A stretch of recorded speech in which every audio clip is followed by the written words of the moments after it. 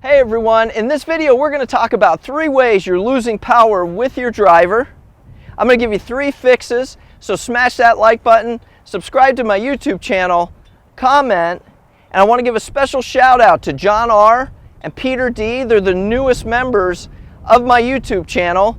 If you'd like to support me, support my YouTube channel, join, become a member. Easiest way to do that, go to the description below, click on the link, you'll find more information there. Also new for the summer of 2024, I'm taking a limited amount of students to do some remote coaching with me through the CoachNow app. Again, you can go to the description below, click on the link, you'll find more information. And last but certainly not least, if you haven't already, please join our Facebook group. It's called Golf Lessons for Left-Handed Golfers. You don't have to be a left-handed golfer to join. It's just another platform you can interact with me and with our community. All right, so the first thing we're going to look at, a spot or an area that you might be losing power with your driver, is centerness of contact, or very simply, hitting it in the center of the club face. I have students that come to me, they're hitting it off the toe, they're hitting it in the heel. Worst place you can hit it for distance is low in the heel. I see people lose 30, 40, even 50 yards of distance hitting it low in the heel, but they have no idea. And so what do? I get this handy dandy Dr. Scholl's foot spray that I have at my golf school. There's a link below. Get yourself some, throw it in your golf bag. I spray the club face and we create a nice feedback loop so they can start to learn, where do I tend to hit it off the club face? And then based off what they see, we can make some educated guesses on how to fix it. In other words, if they're hitting it off the heel, which is the inside part of the club, we're going to stand a little further away.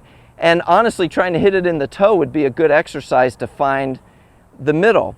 If you're somebody who tends to hit it in the toe, well then, hey, I'm going to get a little closer, maybe even address it in the heel of the club and purposely try and hit it in the heel. If I can hit it off the toe, I can hit it off the heel. Again, I should be able to find the middle. Now, one thing that I want you to, and I've seen this too many times, and that's why I'm bringing it up, is I have somebody come to me and they're hitting it in the toe like every time. Good player, swing repeats, but every time it's in the toe. And I look at them at address, and I guess where they have the club at address? They have it out towards the toe of the club. So if you tend to hit heel or toe, watch where you are at address. It just optically, I think some people just don't see it real well, but most drivers have some sort of insignia on the top of the driver, and just make sure that that is in the center. Unless you tend to hit it off the toe, then maybe you want to favor heel side of that mark, or you tend to hit it off the heel, then you want to favor the toe side of that mark. Now, the other great thing that this Dr. Scholl's foot spray does for us is it helps us with tee height. I get the question all the time in golf schools and personal lessons where students will ask me, like, how high should I tee it? And using this will help me. Like if I have it teed like this and I hit it in the bottom of the club face, well, maybe I need to hit it a little higher, or tee it a little higher, excuse me. And if I'm hitting it really high in the club face, maybe I need to tee it a little lower. So again, when you create this feedback loop, most students that I teach here in Southwest Florida, they're well educated, they're successful, they're smart people. When you create this nice feedback loop for them, they can make educated decisions to find the center of that club face. All right, so I'm going to hit a shot here, and we're going to see how well I can find the center of the club face today.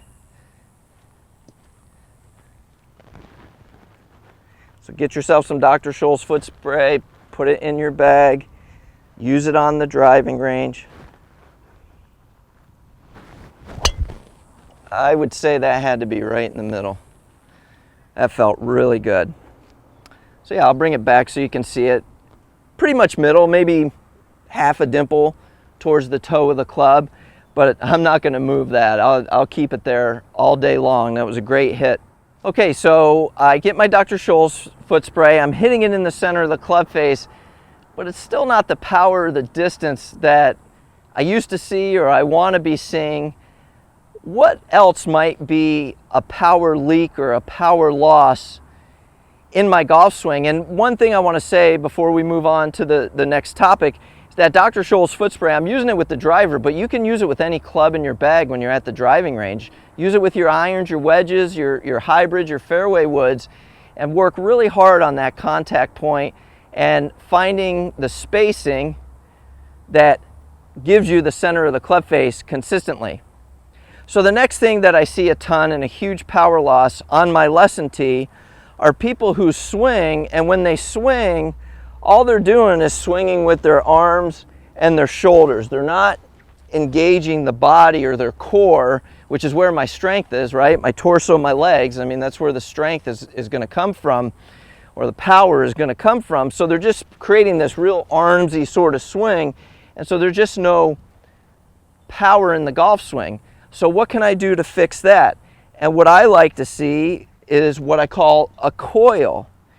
And the best way to coil, I say it often at my golf school, is to get your back and your hind end to the target. So as I get my back and my hind end to the target, I am engaging my core, my torso, my legs. It's like taking a rubber band and pulling it really tight or taut and then letting it go. So I'm going to coil and then I'm going to let it go. So a great thought for you, because a lot of times I'll see the students get their back to the target, but the one that I see people struggle with is getting the hind end to the target. So a great focal point would be this left hind end pocket for me as a lefty. As I take it back, I'm going to get that exposed to the target. If you're a righty, it's going to be your right hind end pocket. Get that good coil. I've got my back to the target. I've got that right hind end or my whole hind end to the target. I'm creating a really good coil. And as I said, there's too many times I see people making these weak arm swings. They're not involving the body. And I'll see the club head speed. I'll have TrackMan set up. I'll see the club head speed jump 3 to 5 miles per hour. Every mile per hour with the driver is 2.6 yards, so we just round up and say 3. And so if you could pick up 5 miles an hour with the driver, hit it in the center, that's 15 yards. You know, that's a club and a half less into the green. So what we're going to do here is I'm going to create this nice coil. I'm going to really focus on getting my back and my hind end, definitely my hind end, to the target. I'm going to load up that rubber band and I'm just going to let it go.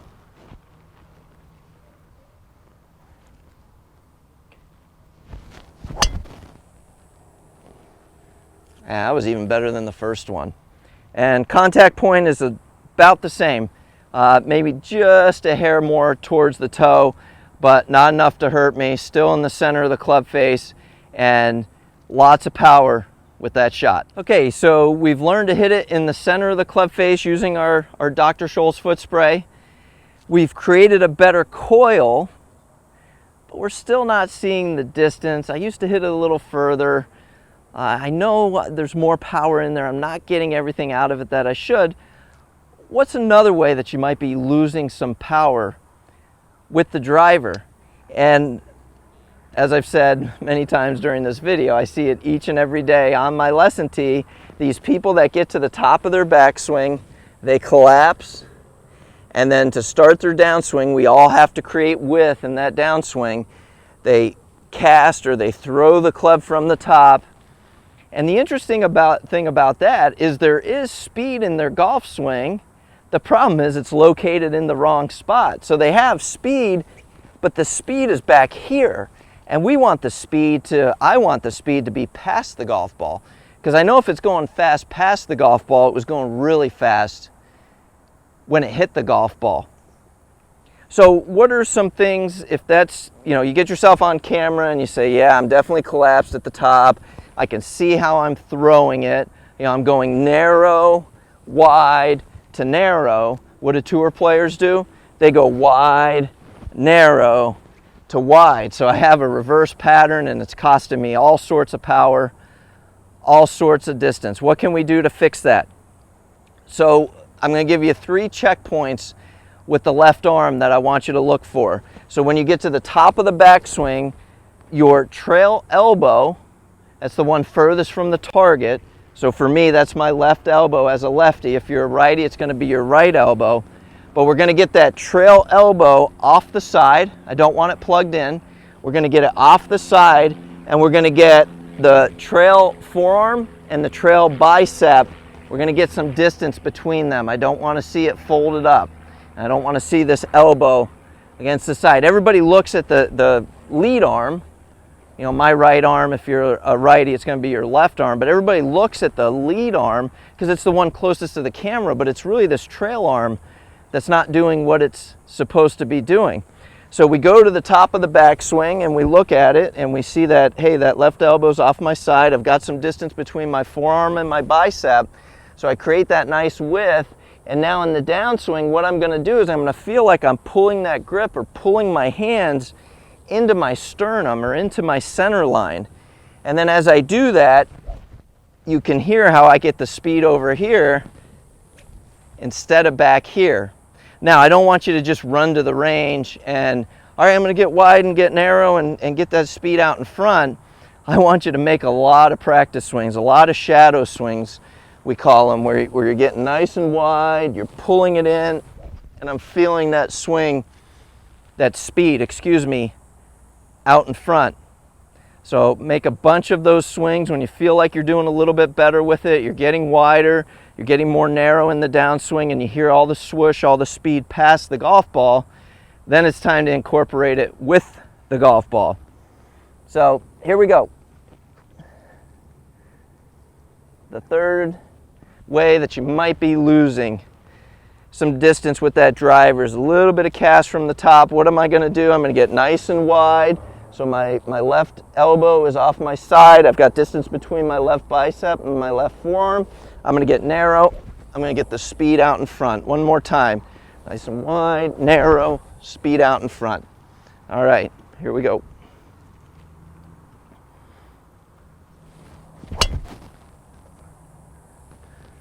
Yeah, that felt really good. That is probably 10 or 15 yards further. I actually carried it up onto the other side of the driving range over there. So I'm finding my power again. So now you know 3 ways you're losing power with the driver, and you have 3 fixes.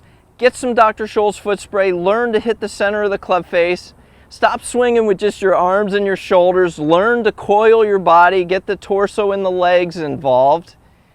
And then last but certainly not least, get rid of that cast from the top. Learn to go wide, narrow to wide, get that speed in front of the golf ball. So remember, please like, subscribe to my YouTube channel, and comment.